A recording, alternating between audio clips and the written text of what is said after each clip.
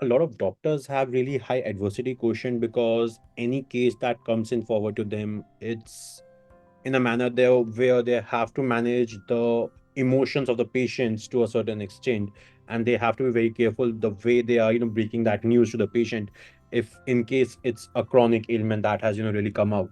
So how can mindfulness practice really empower doctors to have a better hold over these scenarios and enhance their AQ levels? So how do we break news to patients that are having a bad outcome or Sure. So how can mindful practices help doctors enhance their adversity quotient levels out there in better patient care? That's what I actually wanted to put it across.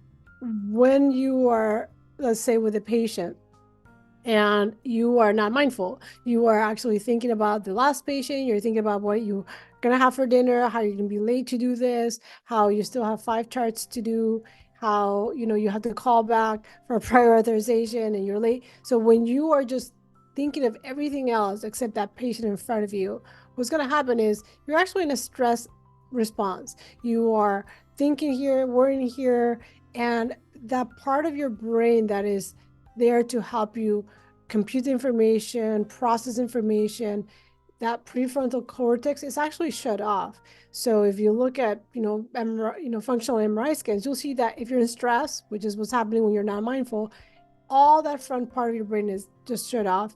And then you're not actually able to make good decisions. You are actually at higher risk of mistakes, which is what happens with burnout and chronic stress. So when we make mistakes, obviously, that matters for patients, that matters for outcomes because we are going to make a mistake and we're not present. So it's so important to whether it's 5 minutes, 15 minutes, 30 minutes, whatever the time you actually have, be very mindful. Look at people in their eyes and listen and pay attention to what they're saying verbally and non-verbally and their body language and their cues to really understand what's happening, what is their fear, and then be present, listen, acknowledge, repeat what is their fear, what the plan is, and really then be able to give the best care. Because again, when we are worried, stressful, survival mode, it's impossible. And again, the risk is,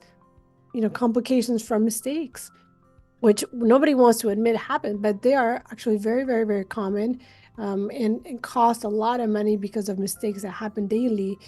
And why? I mean, there's many reasons, but if you're, not sleeping well, you're sleep deprived, you're hungry, you're tired, you're angry, you're stressed, they're likely going to happen. So again, that's why our well-being is so essential because when you're not in that stress state, you're able to not make mistakes, you're able to have a more empathy, more patience. Because I mean, just think about it. One night of bad sleep, you're not so patient. I mean, no matter who you are, you're reactive, you're angry. Somebody tells you something, you're cranky. So that's one night. Imagine chronically not sleeping well, not eating well, working like these long hours. That's gonna take a toll, and it's gonna show in definitely outcomes. No, I totally agree with you, Dr. Diana, on this. What would you like to say to your patients who would be listening to this podcast out there, or in general as well? How can they be better patients and make the lives of doctor a bit easier? I understand they are coming from a position of stress, anxiety, with the ailments that they might be suffering from. But how can they, one, make the journey of doctors, they can be supportive to doctors in treating them better? How can patients also play a role in the health or the care of doctors that are serving them?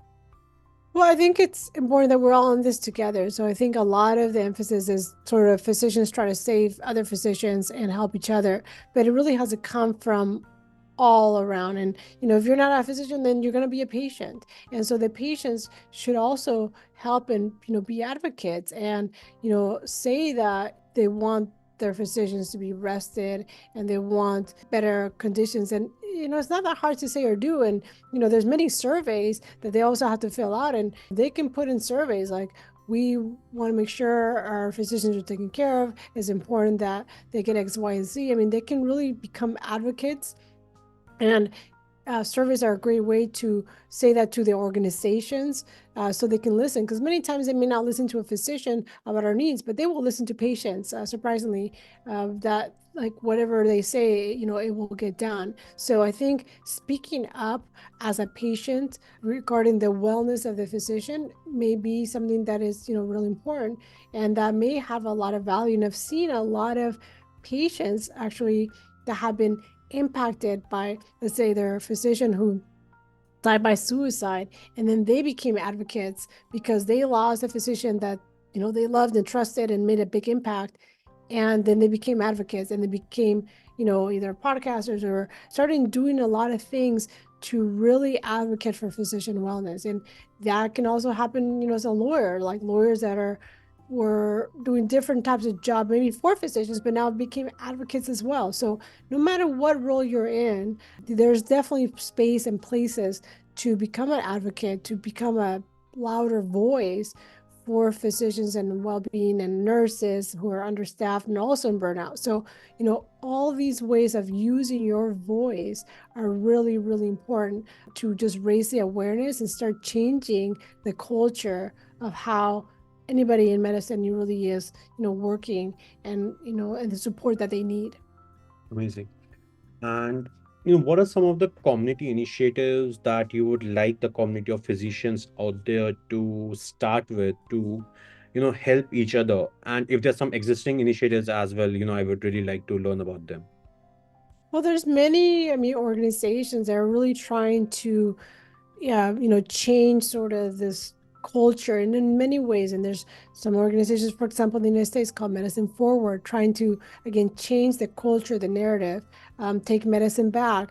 They're working more on sort of the legislative aspects and changing some of the things that legally make all these things we talked about initially of our challenges better. So, whether getting rid of, the middlemen and all these little places and organizations that hinder our ability to take care of patients, or monopolies on what's monopolizing the price of medications, or many different aspects again that are hindering our ability to take care of patients well. So there's organizations that are doing, again, from a legislative, from a grassroots, and just from taking care of each other. There's many physician coaches as well that are really trying to help each other that are still in medicine or want to leave medicine or have left medicine to get back, but just help our well-being. So there's a lot of one-on-one, grassroots, and bigger groups that are really trying to make difference. And support groups for physicians, there's physiciancoachsupport.com. There's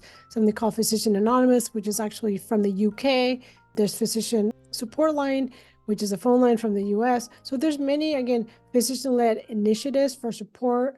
And there's other, again, bigger grassroots that are trying to get to these bigger places where we do need changes, which may not come, one-on-one, but are more systemic or legislative. That's amazing. That's amazing. So, Dr. Diana, with this, I would like to conclude our today's conversation. And before I bid adieu, any final thoughts that you'd like to share with our listeners? Yeah, I think the most important is where we started, really realize that you matter, realize that you're worth it, that you're not alone, and that, you don't have to suffer alone. It doesn't have to be so hard, painful, challenging. I mean, it really is about letting go of this false narrative that we're invincible, we can do everything.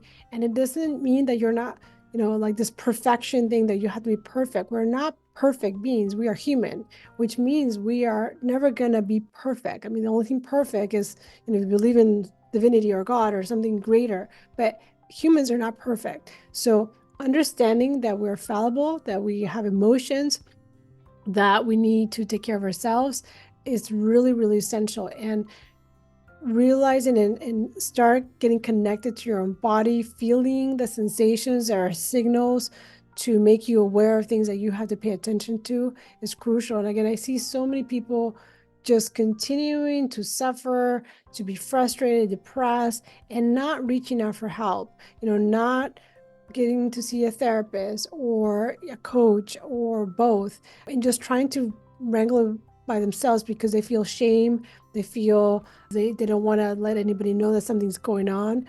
And that really is, really tragic because, again, it is affecting them personally in their own health, physical, mental, emotional, spiritually, and it's affecting their family, how they're showing up for the family, and patients. If you truly, truly care about patients, then you have to realize you're not giving the best care when you're frustrated, when you're overwhelmed, when you're anxious, depressed, or when you are contemplating suicide. So, I mean, we know 13% of physicians in the US contemplating suicide, and again, more than 400 completed. So, these are physicians that are suffering, and because they're suffering, they're not going to give good care. So, take care of yourself, reach out for any resources that, is available.